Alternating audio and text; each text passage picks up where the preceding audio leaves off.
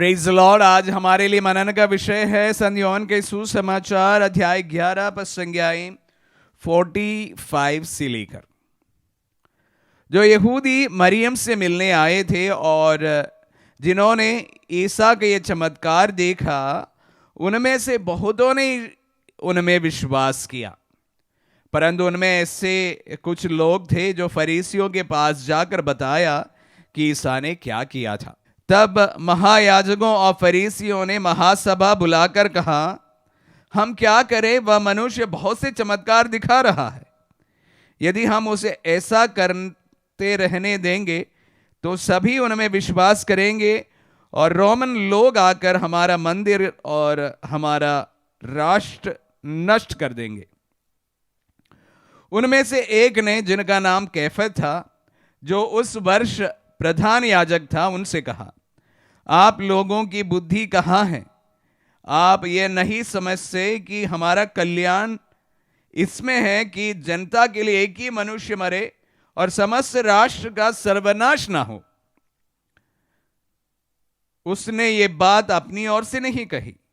उसने उस वर्ष के प्रधान याजक के रूप में भविष्यवाणी की कि ईसा राष्ट्र के लिए मरेंगे, और ना केवल राष्ट्र के लिए बल्कि इसलिए भी कि वे ईश्वर की बिखरी हुई संतान को एकत्र कर ले। उसी दिन उन्होंने ईसा को मार डालने का निश्चय किया। इसलिए ईसा ने उस समय से यहूदियों के बीच प्रकट रूप से आना जाना बंद कर दिया। वे निर्जन प्रदेश में निकटवर्ती प्रांत के एफ्राइम नामक नगर गए और वहां अपने शिष्यों के साथ रहने लगे। यहूदिया का पास्का पर्व निकट था। बहुत से लोग पास्का के पहले शुद्धिकरण के लिए देहात से यरूशलेम आए। वे ईसा को ढूंढते थे और मंदिर में आपस में कहते थे, आपका क्या विचार है? क्या वह पर्व के लिए नहीं आ रहे हैं? महायाजकों और फरीसियों ने ईसा को गिरफ्तार करने के उद्देश्य से यह आदेश दिया था कि यदि कोई व्यक्ति को ईसा का ठिकाना मालूम हो जाए तो वह उसकी सूचना दे दे। क्रिस्त में प्यारे भाई और बहनों, इन दिनों में हम लोग संत योहन के सुसमाचार से ही ऐसे पाठ सुनते आ रहे थे जिसके द्वारा एक टेंशन बिल्टअप हो रहा था। हर दिन के वचन में हम लोग देख रहे थे कि उसके बाद फरीसी वहां पर पहुंचते हैं और प्रभु के विरुद्ध कुछ बातचीत करते या षड्यंत्र रचते हैं और इस प्रकार के एक माहौल बनने की कोशिश करते हैं कि लोग उनके विरुद्ध हो जाए, और एक प्रकार का षड्यंत्र प्रभु के विरुद्ध चल रहा था। आज प्रसंग यह है कि मरियम को मिलने के लिए लोग आया करते थे, क्योंकि लाजरुस की मृत्यु हुई थी और उसके बाद उन्हें सांत्वना देने, और उसके बाद जब प्रभु आए तो लाजरुस को जीवित करते हुए उन्होंने अपनी नजरों से देखा। ये बातें वहां पर फैल गई। काफी लोग प्रभु पर विश्वास किए, पर इनमें ऐसे भी लोग थे जो जाकर शास्त्रियों को ये सारी बातें बता दी ताकि वे प्रभु के विरुद्ध षड्यंत्र रच सके। उसका मुख्य कारण क्या था? क्योंकि बहुत सारे लोग अभी प्रभु के चमत्कारों को देखकर उस पर विश्वास करने लगे थे, तो इसलिए उन्हें रोकना बहुत जरूरी था। तो इसलिए वो बड़ा प्लान लेकर आ रहा है। प्लान क्या है कि अगर बहुत सारे लोग प्रभु पर विश्वास करें तो रोमी शासन आ जाएगा। रोमी हमारे ऊपर, रोमियों की सेना आएगी और हमें तबाह कर देंगे और हमें पूरी तरह से उनके शासन में जीना पड़ेगा और फिर से हम लोग गुलाम बन जाएंगे। इस बात की हवा दे दी गई वहां पर, और उसके अनुसार एक प्रकार प्रभु के विरुद्ध माहौल बनाने लगे। हम लोग हमारे पॉलिटिकल सर्कल्स में भी इस बात को आजकल बहुत सुंदर तरीके से देखते हैं।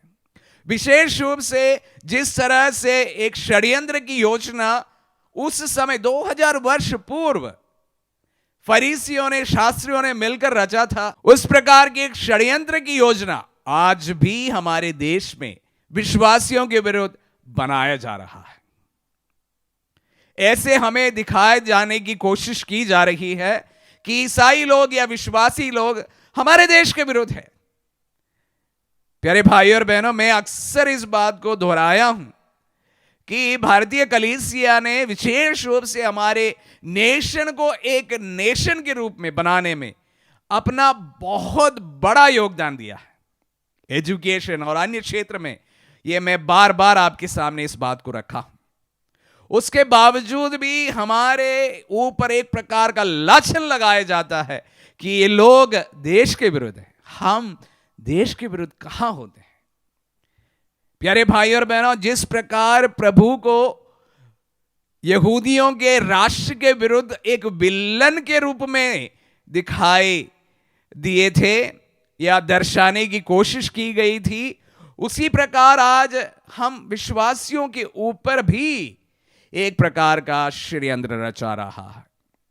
जब इन वचनों को हम सुन रहे हैं और उनको मनन करने की जब कोशिश करते हैं, प्यारे भाई और बहनों, ये हमें बिल्कुल उसी तरह से, उसी स्कीम्स के अनुसार दिखाई पड़ता है।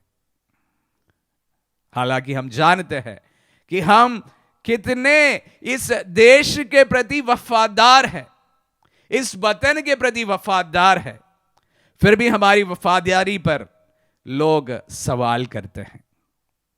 बड़ी विडंबना है। गुरु के साथ में ऐसा हुआ, शिष्य के साथ में भी ऐसा होना तय है, क्योंकि प्रभु ने ही कहा है कि अगर मेरे साथ ये लोग ऐसे कर रहे हैं तो तुम्हें भी उसी राह पर चलना पड़ेगा। प्यारे भाई और बहनों, प्रभु के वचनों को सुनते समय, समझने की कोशिश करते समय, हम भारतीय कलीसिया के लिए प्रार्थना करें जो प्रभु के उसी राह पर चल पड़े हैं। अलग अलग जगह पर, अलग अलग प्रसंग में हम विश्वासियों के ऊपर इस प्रकार एक षड्यंत्र रचा जा रहा है।